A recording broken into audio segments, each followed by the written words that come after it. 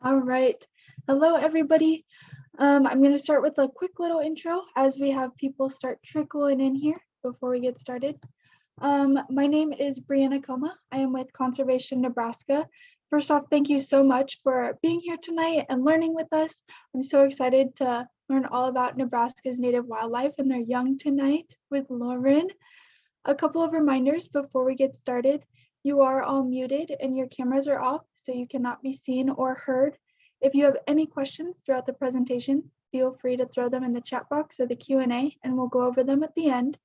This webinar is being recorded, so if you miss anything or want to share it with anybody, it'll be posted on Conservation Nebraska's YouTube channel in just a few weeks. And lastly, there will be a short pre and post poll that will pop up on your screen with just a couple of questions. Those help Conservation Nebraska to improve on future webinars and events. And we also have some questions throughout the webinar just to make it a little bit more interactive tonight. So be ready for those. So with all that being said, let's emerge into the world of wildlife with Lauren Darnold.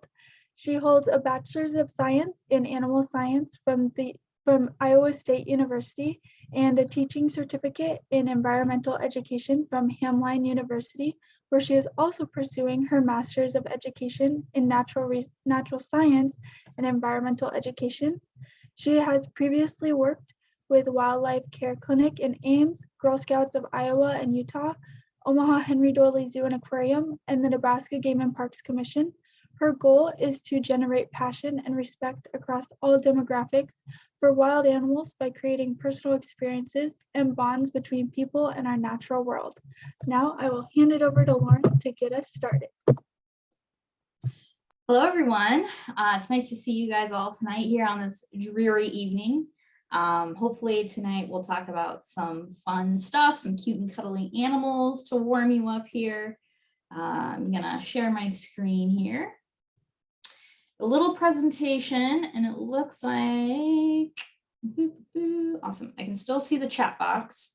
So at any time, tonight, if you have questions about anything that we're doing, feel free to drop a question in the chat at any time, and I can see it. So hopefully I will answer your question when it's appropriate. If I miss it, maybe Brianna, you can help me out and kind of jump in there. You guys are able to see my presentation, right? You're good. Great, awesome, thanks. So today we're going to talk about baby wildlife. It is that time. We are flooded with baby animals here at the Wildlife Care Center. And the unfortunate thing about that is there's a lot of baby animals here today that probably don't need to be here. There's a lot of cognitive disconnect about how animals take care of their young.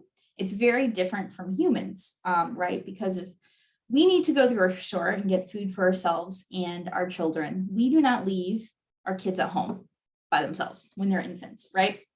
Unless there's an older sibling or another adult at home, we generally don't leave our young alone for any amount of time. Animals do that, and that's very natural.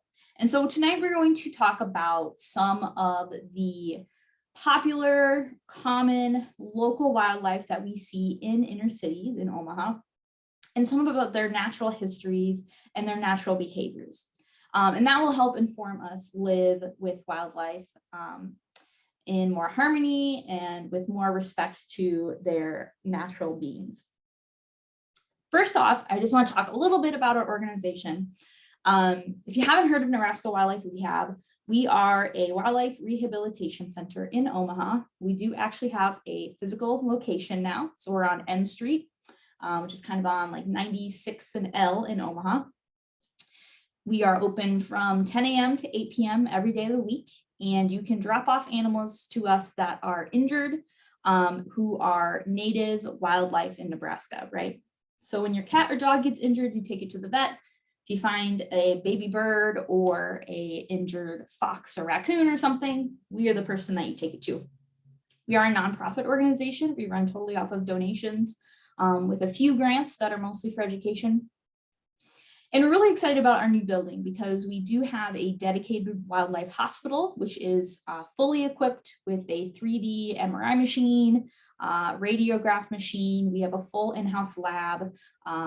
We have a surgical suite and all sorts of really great, awesome technology that helps us help animals. So we're really excited about our new building. If you want to learn more about it, you can check out our Facebook and look at some of the pictures of it. But as an organization, we have a twofold mission, right? So first, as I said, we rescue, we rehabilitate, and always the end goal is to return to the wild native wildlife if we can. Secondarily, we want to educate people how to live in harmony with native wildlife and inspire them to protect it. Now, this is because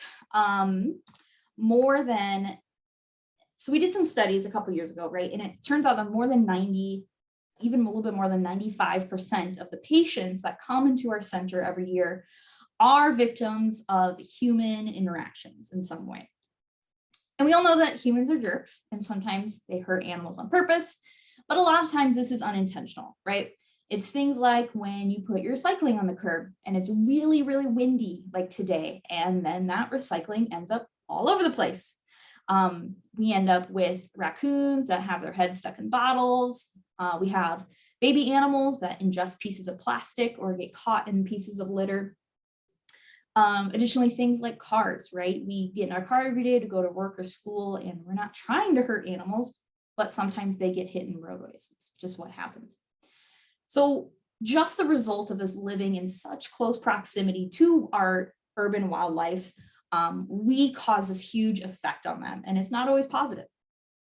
And so that is the reason why we think we exist, right? Because a long time ago, there's this thought of like letting nature take its course. And we get that, right? We're not out to steal the money out of a coyote's mouth.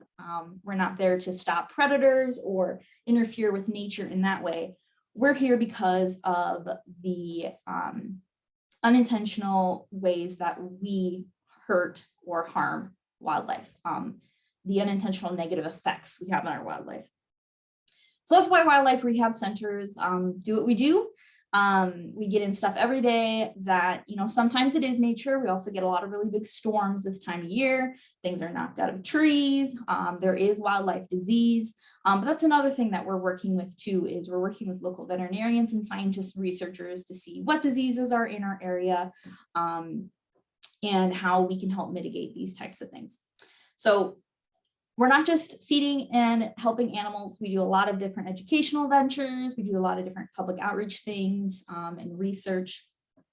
So we're kind of we wear a lot of different hats over here at Nebraska Wildlife Rehab.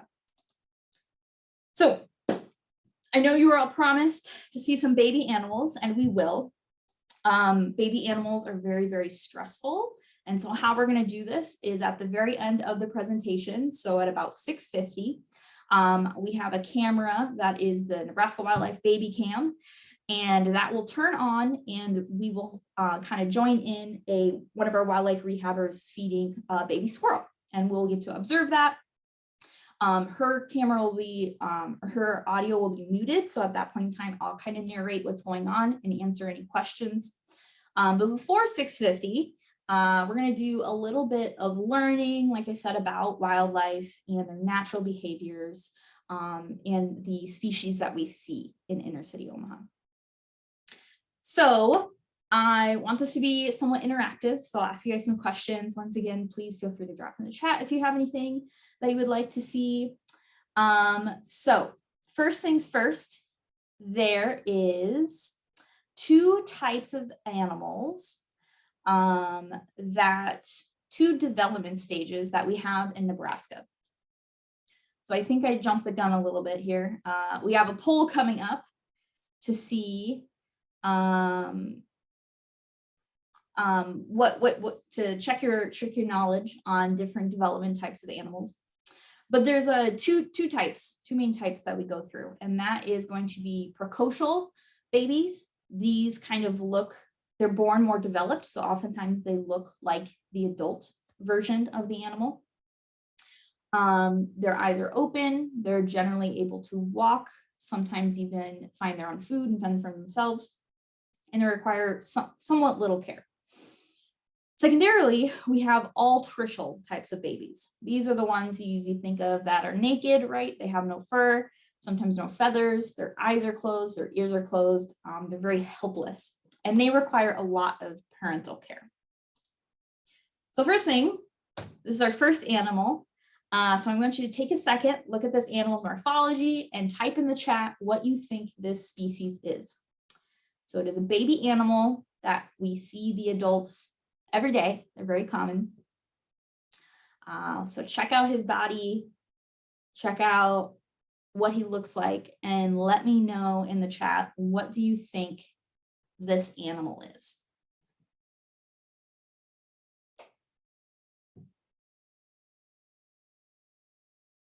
You guys are smart. Good job. This is a baby fox squirrel, right? So he's got a long tail. You can see in that bottom photo where he's becoming a little bit more developed, he's kind of got that, fox, reddish brown fox squirrel in fur. He's got nice claws for climbing. And when they're born, they look like the top photo, right? So they're completely hairless, their eyes and ears are closed. And then as they start to develop, they look like the bottom photo. They start to get some fur, all of that great stuff. So at this point in time, a question should have come up on your screen. What do you think this squirrel is? So we have precocial or altricial. So fun little quiz for you. What do you think? Looking at him, if he's born looking like the top photo on the right, is this animal precocial or altricial?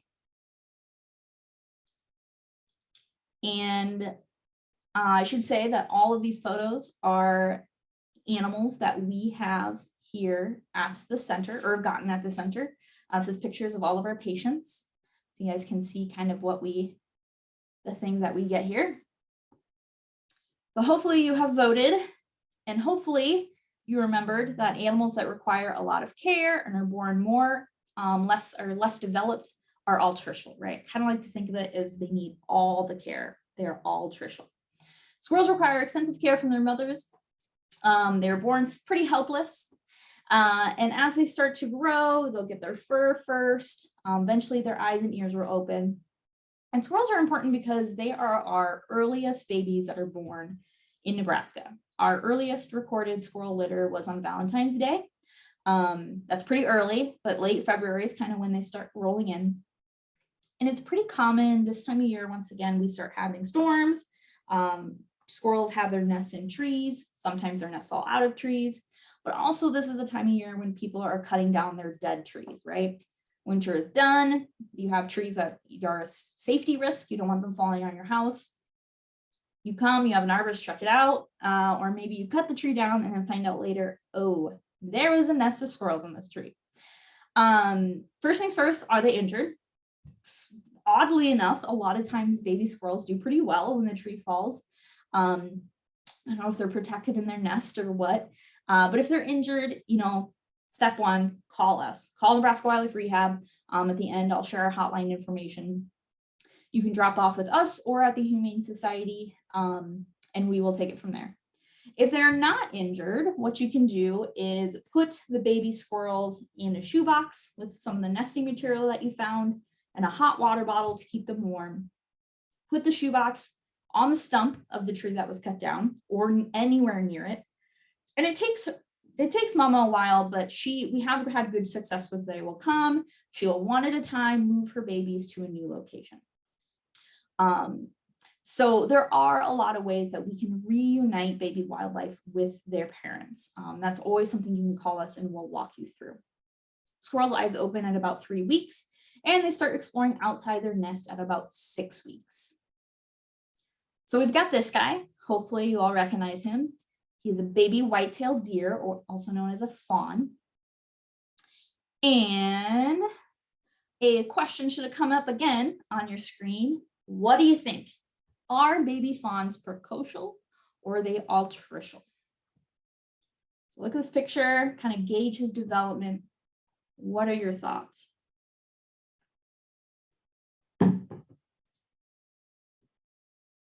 So we have white-tailed deer and mule deer in Nebraska. White-tailed deer are the species that we see more on this side of the state, and then as well in more urban areas. So this information, most of it's applicable for all deer, but mostly we're going to be talking about white-tailed deer. Okay, so this guy is precocial, right? He's fully furred, his eyes are open. Within an hour of being born, he's able to walk on his own. So white-tailed deer are a precocial species. So the plight of the white-tailed deer. White-tailed deer are one of the most common species that we see kidnapped from the wild. It is this animal's natural history. It is their parenting strategy to store their baby or stash them away in a place that they think is safe and then leave for long periods of time. So a couple thoughts on this. There's been some studies that maybe baby animals have less scent than the adult. So the adults will stay away as to not lure predators into their babies. Baby fawns are also very long-legged and gangly. They're kind of awkward. So if she's trying to follow on mom, it's going to slow her down. Not going to be able to get away from predators if they see him. So until the baby is a little bit more developed and able to do things a little bit more on its own, mom stashes the baby away, and it is very common for her to stay away for more than 8 to 12 hours at a time. She visits her baby twice a day, checks in, feeds him, but otherwise she is not in the area. So it's a very common story that people find these guys. They take a couple selfies with them, pop them in the back of their trunk, hopefully bring it right to us, but oftentimes they take them into their house, they keep them for a couple days, they feed them goat's milk that they find, and they do this from a good perspective, right? They're trying to help this animal, but unfortunately, there's probably a mom in that area that was still taking care of this baby. So the unfortunate thing about this is there's a lot of reasons behind it, but it is illegal in the state of Nebraska to rehabilitate deer. So if you call us, you're like, hey, I found this orphaned deer, we're probably going to walk you through making sure it is truly orphaned. And if it's injured, there's sometimes ways we can work with game and parks to do some sort of small bits of care in the field. But unfortunately, what it usually means when a fawn comes to our facility is it has to be euthanized. And the thing that's unfortunate is, like I said, a lot of times people will rescue these deer and then they'll take them home. It'll be a couple days later. They call us, hey, I've had this deer for 4 weeks that's been living in my bathtub. What can I do? And at that point, we can't reunite with the mother, right? It's too much time has passed. And so unfortunately, in a lot of those cases, that animal has to be euthanized. So fawns are one of the ones that are very misunderstood as far as their parenting strategies.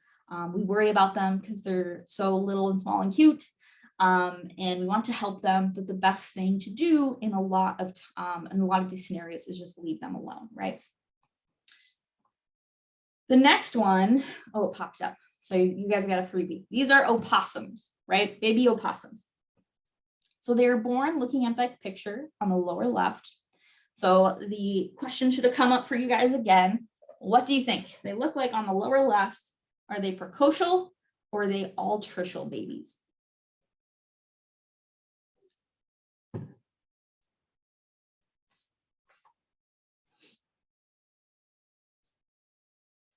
So opossums are the only marsupials in North America. And you guys probably know marsupial from like kangaroos and koalas, right? They are that type of wild animal that one of their indicating factors is that they develop their young in a pouch. So opossums are exceedingly altricial, right? They're born, their gestation length, right? So how long the mothers are pregnant is like 11 to 13 days. That's it. That's all the development in the womb that they get. At the time that they're born, they then have to crawl from their mother's birth canal up into the pouch. It is a very hard and arduous journey. A lot of the babies don't always survive, but the ones that do stay pretty safe in their mother's pouch until they are a little bit older and more developed. So they're born literally about the size of a bumblebee or a jelly bean. They're very, very small. As you can see from that picture, they're just kind of like these little amorphous blobs. And as they develop, they start to get some more of their possum characteristics. So opossums are one of the ones that they're kind of the oddball, where the mothers do stay with their babies almost 24/7 until they're able to be on their own. So when you see baby possums and there's no mother in sight, this is the one species where generally something is wrong, right? She is basically nature's minivan. She carries them around in her pouch or on her back as they start to learn how to do the things that they need to learn how to do. And we like to tell people that when baby possums are roughly the size of a soda can from their nose to their rump, that's kind of the time where they're starting to go off on their own, do some exploring. But they still a lot of times will stay with their mother, but it's okay for them to be on their own. Opossums are not only are they our only marsupials, but there's a lot of really cool physiological and morphological things about opossums. Their body temperature is a little bit lower than other mammals. And because of this, there's a lot of mammalian diseases that they are virtually immune to because the disease cannot incubate in their body because it's too cool. So rabies is always a disease that we're worried about with mammals, but is very exceedingly rare for opossums to get rabies. It generally cannot live in their body. And there's all sorts of other things that they clean up in our environment. They have the most teeth of any mammal in North America because they eat a large amount of insects, including ticks. So if you don't like ticks in your backyard, it's good to welcome in your neighbor opossum and let them hang out in your yard. Additionally, they are known for playing dead, right? Which hopefully lots of you know. It is not really a faking behavior. They're actually almost like unconscious, and it's something that they can't really help. It's really interesting when you kind of break down the adaptational anomalies of it. So baby opossums, these guys, hopefully you guys also recognize, are baby snakes, right? Specifically garter snakes. So you guys know the drill. A question should have popped up on your screen. What do you think these guys are? So looking at their development, looking at their body and how this is a newly born garter snakes. Do you guys think they are precocial or are they altricial?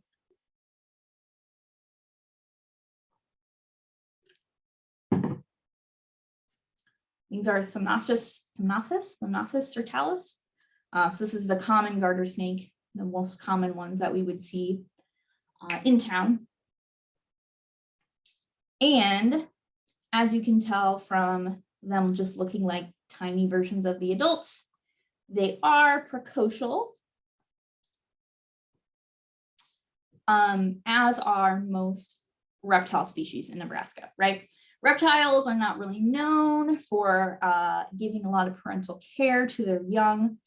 Snakes are born and they're able to hunt from day one and find insects on their own. They are heavily predated, right?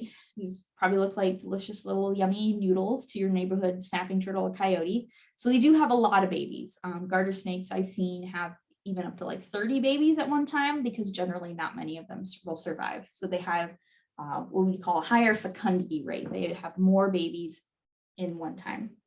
And depending on the species in Nebraska, snakes can have either live birth, like garter snakes, so they don't lay eggs, they just literally come out looking like this, or they can lay eggs. It just depends on the species that you're talking about. This is always where I like to remind people that venomous snakes being in our area is exceedingly rare. Venomous snakes do not like people. They don't want to hang out in Omaha or Lincoln or even really around these parts. But you can see them. The most common, not common, but if you're going to see a venomous snake around Omaha would probably be a copperhead. So the picture on the top left is a baby copperhead. I always like to show these pictures to people because they're born with this little highlighter yellow coloration on the last like inch or two of their tail. And then I have pictures of some black rat snakes here. So on the right hand side, we've got the bottom is what the adult black rat snake looks like. And on the top right is what the juvenile black rat snake looks like. So another thing to think about when you're thinking about snake ID and species ID is oftentimes the juveniles look very different from the adult form of the snake. A lot of people look at the juvenile form of the black rat snake and they say rattlesnake, like I see all the blotches and that kind of comes to mind. But that is something that the juvenile snakes have adapted as a form of camouflage, right? That kind of color blocking really breaks up their body pattern, helps them camouflage while they're smaller and unable to protect themselves. So those are both black rat snakes, even though they look very different. And it is a common myth that we hear that baby rattlesnakes are more dangerous than adults. The thought being that baby rattlesnakes cannot control how much venom they incorporate in a bite. And while there has been some scientific studies where baby rattlesnakes do incorporate more venom, this is generally not what commonly happens. Most of the time, baby rattlesnakes are going to incorporate the same amount of venom you would have from an adult or less. So it's moreover, it's a myth. It's not what you're going to generally see with venomous snakes in Nebraska. Okay, what about these guys? Why don't you go ahead and let's drop in the chat again. What do you think this common Nebraska animal is?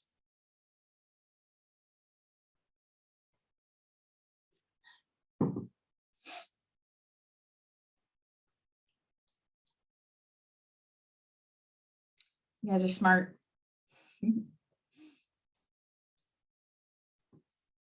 Good job. Yeah. So if you said raccoon, you're absolutely right. Oh, I hit too many buttons and it came up. And they are all trishul, right? So you get a freebie. But by now, hopefully you guys are getting prepared to identify, right? This is a more undeveloped baby animal. Its eyes are still closed. Its ear canals are probably not quite open. It does have fur, but it's not fully furred. So raccoon babies are born all trishul. So here's the thing with raccoons, right? Raccoons, as well as bats and other animals, they live and have their babies in cavity type nests or dens. Cavity type nests or dens that are not underground out in nature would be like hollow trees. That would look like maybe small caves or even just kind of rock enclosures. Maybe like large stick or leaf piles that they're able to kind of make a burrow in. But in Omaha, we don't have a lot of that. So these species have adapted to use things like our garages and our sheds and our attics. And people don't like that, and I get it. Baby raccoons can be very loud, but one of the best things we can do, one of the most kind things we can do for wildlife is just see if we can tough it out, right? Let them use your garage for a month to raise their babies, because once those babies are up and moving around, she's going to be out of there, right? Raccoons stay with their mom generally for a couple months, figuring out how to be a raccoon, how to forage for food. And this is where I always like to remind people too, there's this common thought that if I see a nocturnal animal out during the day, that it must be sick, right? Something's wrong. Once again, we are not nocturnal, we are diurnal, right? We're up during the day, but sometimes we're up at night, you know? It is not uncommon, and it is not necessarily an indicator of disease or something's wrong when we see things like raccoons or opossums out during the day. That animal could have been disturbed and needed to move shelters. Especially this time of year, mama needs to go find lots of food so she can nurse her baby, and she might have to do that during the day if she doesn't have enough time overnight. So seeing a nocturnal animal out during the day is not necessarily always a bad thing. Additionally, raccoons, part of their Latin name and what they're known for is this behavior of handling their food, and oftentimes they'll put it in the water to, the common thought used to be wash their food. And it's been found most recently in scientific studies that that's probably not what's happening. Interestingly enough, raccoons are extremely tactile. That's one of the main senses that they use to hunt and learn about their environment. And water really increases the tactile capabilities of their hands. And so a lot of times when raccoons take their food and they're in the water, they're just learning about what they're eating, right? Additionally, they use their hands to find food in the water, and they're just feeling around, looking for different macroinvertebrates and things to eat. And so especially when they're in captivity, that behavior is kind of drilled into their brain and their genetics so much that they still will put their hands in the water and they'll feel around to see if there's any food. They're born generally from April to May. They'll stay with their mom for up to 1 year. And they're one of the ones that we have a lot of issues with, which we'll kind of talk about nuisance wildlife a little bit later in the PowerPoint. Okay, we got a baby turtle. Once again, reptiles, they look like the same as the adult, just a mini version. So go ahead and pop in the questionnaire there in the poll. What stage of development do you think turtles are born in? Are they precocial or altricial?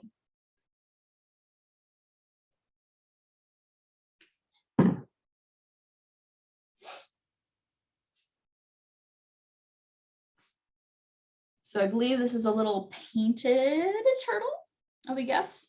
Could be a red eared sighter. We do have 9 species of turtles in Nebraska that are native. They are all aquatic, except for one, the ornate box turtle. And as I said earlier, all reptiles are born precocial, right? Not a lot of parental care is given. So all species of Nebraska turtle lay their eggs on land, in little holes in the ground, and then they peace out, their job is done. And when the baby turtles hatch, they have to fend for themselves and find food for themselves. This photo is one of our employees, Alex. A company called us, they needed to dig up some ground and they were gonna lay some pavement and make a larger parking area. And they knew the snapping turtle nest was there. So they called us. We were able to dig up the eggs and artificially incubate them so that they could, for release in the wild. So they all lay their eggs on land. There's generally no parental care. And it's interesting because you never really see turtles that are this size, right? This teeny tiny turtles, which are born with a shell, by the way. Hopefully you knew that. Turtles don't have to go find their shells. They can never leave their shells. They're permanently attached to their bodies. But they're born, they're super, super small. And some interesting studies have come up about why you never see tiny turtles. Sometimes you do, but it's pretty rare. And what they found when they put trackers on these young turtles is that they generally stay underground or at the very bottoms of ponds for like the first 3 to even sometimes 5 years. They know that they are an easy food for predators, right? And so this is kind of their adaptational strategy to stay safe, is to stay out of sight, stay out of people's way, and just kind of live a dormant life underground until they're old enough or large enough to protect themselves a little bit better. Okay, baby birds. So why don't you guys pop in the chat what species of bird you think this is. The egg picture is a good hint. And then you should also have another poll question come up. Are these guys precocial or altricial?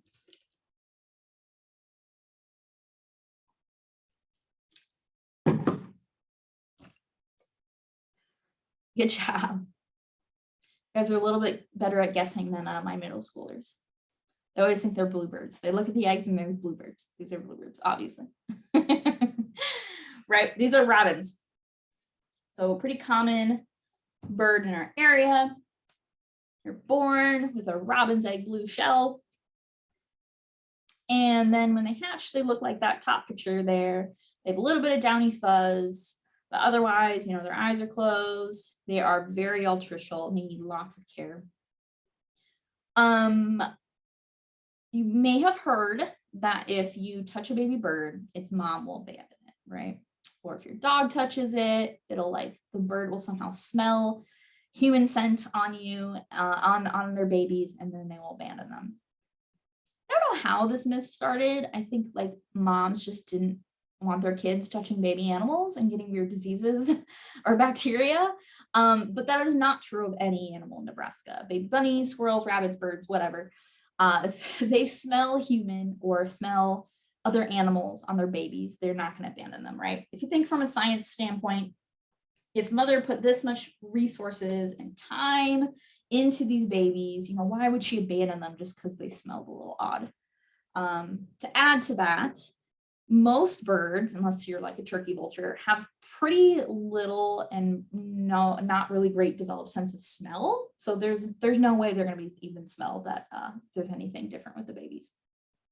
So that being said, if you find a baby bird on the ground and it's uninjured, like it just fell out of the nest, if you can reach the nest, the best thing to do is just pop it back in there, right? Pick it up gently, make sure it's not injured, put it back in the nest. That's not always possible, so we'll talk about in a second what options you have. But as there's two kind of development stages in baby birds. Part one is the nestling. So the stage of development where they need to be in a nest. Generally, they are more undeveloped, less feathers, still being fed by mom. But then we have fledglings, okay? So the bottom picture on the left there is what a fledgling would look like. They are generally starting to jump out of the nest, but they cannot fly yet. And so that's where we get a lot of disconnect with baby birds and people, because they're like, well, this bird, even though it has feathers, it's on the ground and it can't fly, right? Birds shouldn't be on the ground. In this case, they should, right? It's just part of that natural strategy. Fledglings are awkward. They are susceptible to predators, but they just need like a day or two to figure things out, figure out how to fly. They'll be hopping around, getting themselves into trouble.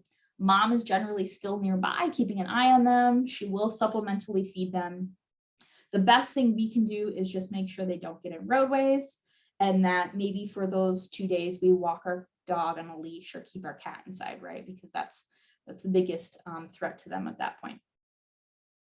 So if you find a baby bird and the nest is super far up a tree and it's not possible to get it back in the nest, what you can do is make an artificial nest out of some recycling. I have in this picture here kind of the curtain you get like strawberries out of the grocery store, but you could use a yogurt cup or a Cool Whip container. Just make sure you poke holes in the bottom so it doesn't turn into a pool if it rains. And line it with some sort of nesting type stuff. It can be grass, it can be soft pieces of plant material. Put the baby in there and then hang or place that artificial nest somewhere in that tree close by. Keep an eye on them, but we generally have very good success. Mother will take care of her original nest and her original babies and her baby that fell in the nest that you made. She'll just have to do a little bit of double work. When you hang the nest, kind of think about things, right? Such as where a predator will hopefully not get to it. Like to tell people flimsier branches is actually a better place to hang bird feeders and nests and stuff than sturdy branches, because a raccoon can't get out onto a flimsy branch as easily. But just think about predators in the area and making sure that's not an easy way for them to get to them. But fledglings, once again, that's the most common question we have. We have a bird that's fully feathered, but it's hopping around the ground and can't fly, right? That's okay. That's part of their natural history, part of their natural disposition. They just need to take a little bit of time, figure things out on their own. What about these guys? Take a look, pop in the chat. What do you think they are?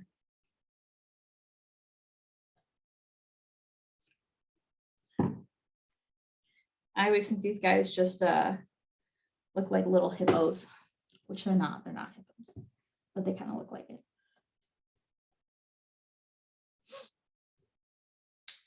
You will probably also have a question pop up whether you guys think these guys are altricial or precocial. Hopefully it's getting a little bit better to identify that. And you guys are correct. These are Eastern Cottontail rabbits. So you can kind of tell from their tiny little ears.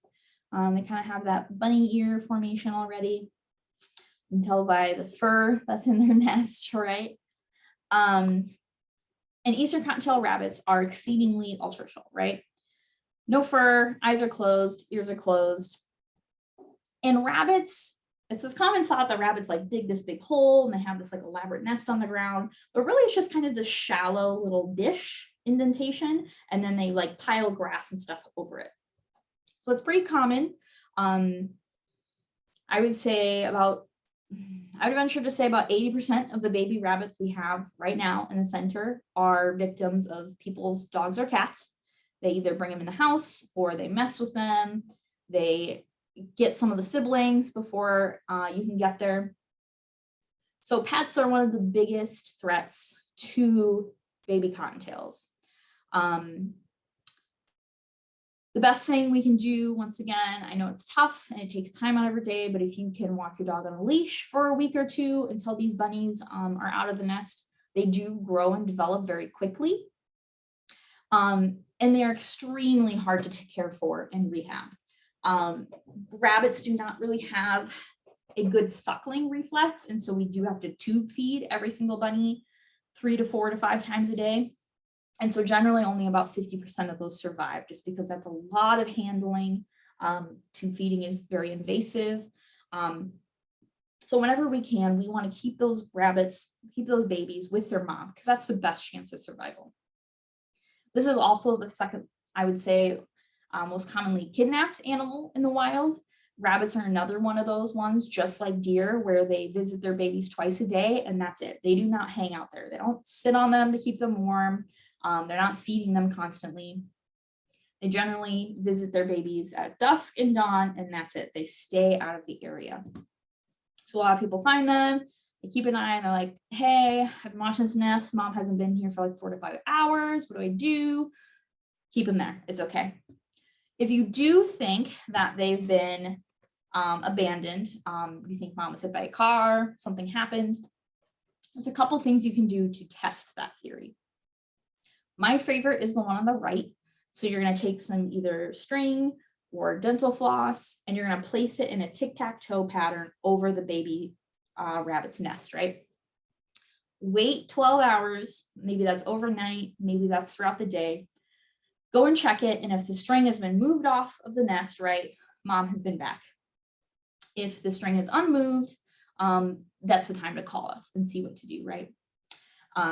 The other most common one that hasn't started yet, or ways that rabbits come into the center, is from mowing, right? You don't see these bunnies, but they're in the shallow little nest, and then next thing you know, all of a sudden you're hearing high-pitched squeaking. Generally, it's shallow enough that they don't get hit by the mower very often. Sometimes they do. Sometimes they just have some superficial scratches. But yeah, just maybe walking your lawn a little bit before you mow, just being cognizant if you have baby bunnies in your yard. So I'm just going to talk about 2 things that we feel somewhat strongly about here in Nebraska Wildlife Rehab, because we see the results of them every day. And one is outdoor cats. Like I said, we have tons of baby animals right now at our facility that are victims of cats. Even well-fed cats will kill and hunt native wildlife. That's just part of their DNA, it's just part of their genetics. And additionally, cats have some very interesting bacteria in their claws and on their skin that doesn't always cause disease in humans, but there's animals that are really susceptible to it, especially birds. So birds, they just get one cat claw, one tiny little scrape, and it's a death sentence for them. It can be a death sentence for them. So this is a photo from National Geographic. An artist did it a couple years ago, and it's every animal in his neighborhood that a neighborhood cat had killed. So just think about, if you want your cat to have time outdoors as a form of enrichment, there are ways to do that, right? Where we're thinking about our wildlife and we're thinking about our negative effects that might be happening to them. In addition to cats, one thing that we see a lot with people who care about wildlife but don't necessarily want them in their backyard is trap and release, right? I don't want this raccoon in my yard. It's really bothering my dog. So I'm just going to trap it, and I'm going to go take it to a nice place in the country where it can go live in nature, right? It seems great. It seems like, oh yeah, I'm doing this raccoon a favor. Well, first of all, it is illegal to do so in Nebraska more than 100 yards, which is about the size of a football field. So if you do it less than 100 yards, pretty much all animals are just going to come right back to your yard, right? That's not very far. And there's a reason that it is illegal. In studies of mammals, mostly raccoons and squirrels, Mammals that were trapped and relocated more than 100 yards had like a 20% survival rate. And the reason is animals are creatures of habit. In their area, in their home territory, they know where they can get food, they know where they can get water, they know where safe, appropriate shelter spaces are. If they're social, they maybe have conspecifics in those areas, such as family units or whatnot. And when we move them out of that home territory or that area, two things happen. First of all, that animal does not know very well how to get its resources anymore. An animal that's used to eating out of garbage cans now all of a sudden has to forage for live food. They're not always set up for that. Animals that are used to predators in town all of a sudden have to deal with things that are out in the country that they have that are different. Same thing even if you move it to a different side of town, right? The second thing is there's a lot of species where if you move that raccoon, that's just going to leave more areas for more other raccoons to come in, right? You're opening up that territory to other animals. So this can cause a lot more problems than what we start with.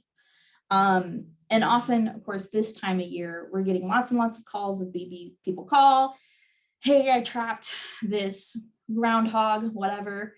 I relocated it, or I called this pest control company and they did it, but now I found its babies. You know, what do I do? Well, we can't really find the mom. We have no idea where she went at that point. And so thus those animals are orphaned. So just kind of think about animal mitigation strategies. You guys are probably all here because you care about wildlife and want to help them. So think about animal mitigation strategies, tell your friends, your family members about ways that we can ethically deal with nuisance animal issues. And you can always call us 100% of the time. We'll walk you through if you're having issues with an animal, what you can do, which I'll show you in a little bit here as well. So if you want, you can take a photo of this page. This is the really, really quick, simple what to do if I found a baby animal. And our hotline there is on the right side. We do only answer it from, like I said, when we're open 10 a.m. to 8 p.m. So leave a voicemail message if it's overnight. The first question is always, is it injured? Which I'll talk about in a little bit here, how you can tell if an animal is injured. If it is, call us. If it's overnight and you need to wait until you can bring it to us in the morning, just keep it warm. It's really in our nature to like feed things, like we don't feed it and give it water, but don't do that. People don't always understand the nuances of animal nutrition and what stage of development, what they should be eating. It's not going to die if it doesn't get food or water right away. Just keep it warm until you can get it to us. If it is not injured, the question is it orphaned, right? To know that, you first need to know the species of animal you're dealing with. So hopefully after tonight, you can identify animal species babies a little bit easier. And you can know, does that animal receive parental care? If it's a baby turtle, we get orphan baby turtles a lot. It's okay, people understand, that baby turtles don't really have parental care. Whereas maybe it is that opossum who is supposed to be with the mom. So maybe something's going on. If it is orphaned, call us first. Don't just pack it up and bring it into us, right? Because we can talk you through some ways that maybe we can try and reunify it with its mother, or whether it needs to be admitted to the clinic. And if it's not orphaned, then the best thing we can do is leave it alone and keep our pets away. How do we tell if a baby is injured? Obvious things. Is there signs of blood? Are there large patches of feathers or missing fur? Is the animal cold to the touch? A lot of times with reptiles, you'll start to see maggots or external parasites kind of taking over the area. Is it dragging or unable to use a leg or a wing? On our website, which is just nebraskawildliferehab.org, we have a wildlife help tab that talks about all different things from nuisance wildlife issues, so how you can get wildlife out of your backyard in an ethical way, without harming them. Additionally, what to do if you find different animals, if you find a raccoon, you find a rabbit, the things we talked about tonight. And with that is the end of my presentation. So hopefully in about 1 minute, we'll be live in the nursery feeding a squirrel. But until then, if you have any questions, you can go ahead and pop them in the chat. And I'll see if I can answer them. I have on here, once again, my email. So this is actually not my email. This is the general email. So if you want to email me specifically, it would be education, same thing at Nebraska Wildlife Rehab, our hotline, and then we are Facebook. So, okay, so the camera is on. So if you look through, hopefully on your screen, you should see there's one that's Nebraska Wildlife Baby Cam. We have an eastern box squirrel who is being fed, and we do feed them a special type of formula. Okay, so do you get skunks? We do get skunks. It's not very common, and here's why. We do some animal rescues, but most of the animals that are brought to us are things that humans find. And when humans find skunks, their first thought is not to rescue it all the time. There's things people don't really like, right? That they're not really inclined to rescue. But additionally, also skunks are things that we don't see as commonly in town. They're definitely around, but things that we don't see as commonly, like badgers, stuff like that, we just get less, right? Because humans interact or see them less. Can rehabbers release animals? Yes, so that is always our main goal, is to rehabilitate that animal so that it can be released back into the wild. Generally, with adult animals of any kind, we try to release it back to where it came from. So when you bring in an animal to us, we're going to ask you the crossroads or the exact location it was found, so we can return it back to its home territory. But that's not always the case, right? If it's a baby, it doesn't really matter. And so we have some really good researched and checked out locations that we like to release animals at that they do very well. This squirrel is pretty developed. He's a couple weeks old, and you can see he's squirrely. So he's kind of running around and giving the rehabber a little trouble. They can get a little crazy at this age. Is dryer lint a good nest material? That's a good question. I'm not sure. My first thought is if you use things like softener and whatnot, there could be some chemicals in there that maybe would not be very great for baby animals. I'm not sure on that one. I have been asked, and I think it's a good thing to put out, like if you brush your dog this time of year, you can put out dog fur. Our hair it's too strong, and so animals can get like entangled in it. Same thing with string. We really discourage you from putting out like yarn or anything because of the entanglement factor. The fur is like really, really short, and it can break easier so that animals can't get entangled in it. Yeah, thank you, Bryant. Same thing with chemicals, things from detergents. My thought would be that could be kind of irritating to babies' animal skin, just kind of like it can be to us or babies. That's a good question. That's not something I thought about before. Well, I first want to say, yes, thank you so much, Lauren. And if anybody has any more questions, throw them in the chat box or the Q&A, whichever. And a poll is going to pop up again for you guys, just to help Conservation Nebraska again. We'll leave this up for you. And I do want to say that there will be an follow-up email for you guys with Nebraska Wildlife Rehab's website and some more information that you guys can check out and learn a little bit more. So if you have any more questions, throw them in the chat box. We are, over COVID, we didn't have volunteers, but we are opening our volunteer program again. So if you live in Omaha and that's something you'd be interested, you can check out our website as well. Here, maybe it'd be easier if I stop sharing my screen. You can see the squirrel a little bit bigger.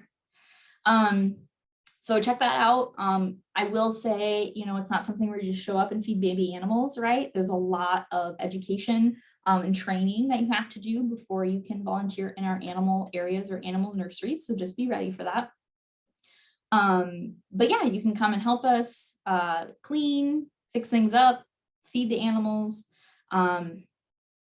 We are seeing a lot of highly pathogenic avian influenza in our area. So that's kind of another thing just to be aware of. If you like wildlife, if you have backyard chickens especially, just be thinking about birds and how they're going to be affected in Nebraska. We're going to see some large scale effects this year. It's kind of something that's already started to affect us as well. But yeah, look at this cute little guy who's so eager. So depending on the species, that kind of informs how many times a day they get fed and how much, but they also get weighed at every feeding, and how much formula they are fed is based on their weight. So every single feeding, they're weighed, they are fed formula, and then kept in species-specific nurseries here at our center. Additionally, I'm answering questions and stuff because in our baby nurseries, we keep it totally quiet. We even have some like sound machines that have like animal noises or crickets and stuff playing, because squirrels not as much, but other animals, other baby animals can be very, very stressed out, right? So we want to make sure it's a really calm, non-stressful environment, because that will even help them eat more, and the less stressed they are, the more they'll develop, and we can get them out in the wild as soon as possible. We do have another question. Someone asked, as they get older, do you change their diet?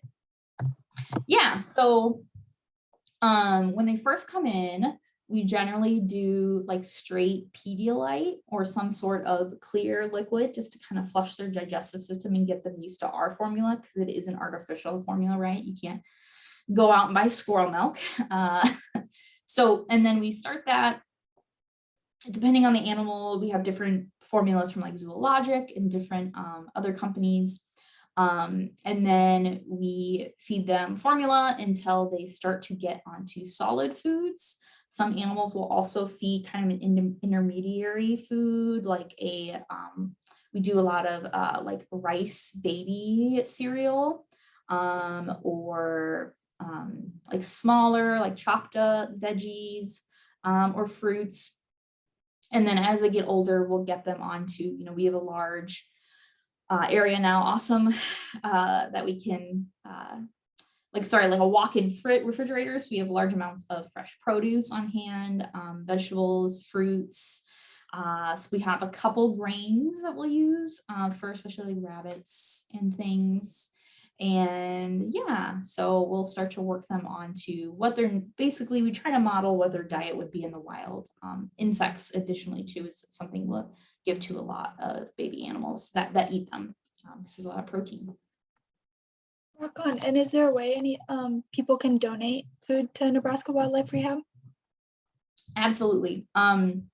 If you just have food that you want to donate, you can, first of all, just give us a call, make sure it's something we use. We do use many types of dog or cat food for different things, in addition to produce and vegetables. So you can always call us, make sure it's something we use, and then drop it off on our website as well, which once again is nebraskawildliferehab.org. We have an Amazon wish list too, and there's a lot of baby animal related things on there now. So if that's something too, that's a little bit easier for you just to have something that's delivered to our facility, we would appreciate that as well. Not babies necessarily as much, but if you're a hunter or a fisher, we also really like and accept donations of any meat that you don't use.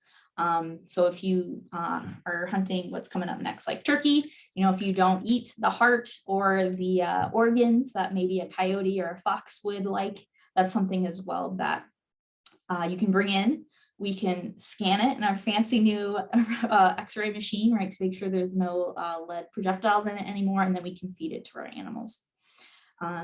Additionally, I brought into like whole deer legs or things that you're not going to be using. If you're fishing, if you find some fish that's not something you want, but you catch your limit on bluegill, we would love to feed it to our pelicans and things like that. So cool. And then I think we have one more question. If you have a baby that comes in as a newborn or an infant, how long do you usually keep them? Yeah, it depends on the species. So things such as bunnies could be potentially out in like maybe a month. Things like raccoons take a lot longer. Beavers as well. Beavers are with their mothers for up to 2 years. And so we have to keep them for a really long time when we get orphaned animals like that, because They need time to figure out how to forage for food, how to do things on their own. And we do have a facility north of Omaha that has extensive outdoor caging and outdoor habitat structures, so they can start to kind of do some of those natural behaviors. They can practice foraging and finding food on their own. And then we also have some release sites there's people there that live there that can kind of keep an eye on them, right? So we can do things such as soft releases is kind of what we call it, where we take them out, we have a crate available for them that's open, so they're out, they're able to go out in nature, but we still put food in that crate every day, right? So they know they have a place to return to and get food until they're able to kind of figure things out on their own. Our address is 9777 M as in Mary Street. So it's kind of by like Mockingbird Lane's bowling area. What's over here? John's Billiards. But yeah, 9777 M Street is where we are located at. Rock on. And I can put that in the email too. I just want to say one more time, thank you so much, Lauren. This was absolutely phenomenal. I loved every second of it. And thank you everybody for coming to listen and learn with us tonight. We really appreciate each and every one of you. You guys are incredible. Again, my name is Brianna Coma, and this is being recorded, so it will be on YouTube if you guys missed anything or just want to watch it again or share it with anybody. So yeah, however long you want to stick around and watch the squirrel, Lauren is in charge. Yeah, it looks like she's probably taking it back to its cage right now, I would guess. Perfect. All right, right on cue. Well, okay, it was great hanging out with you guys tonight. Thank you once again for letting me come and talk to you guys. This is stuff that's really important to us. And so yeah, next time you see on Facebook, someone's like, hey, I stashed this fawn in the back of my car. What do I do with it? You can direct them to us or give them some of the information that you learned tonight. So thanks again all, and I hope you have a great evening. Yes, thank you again. Bye everyone. Bye Lauren. Bye.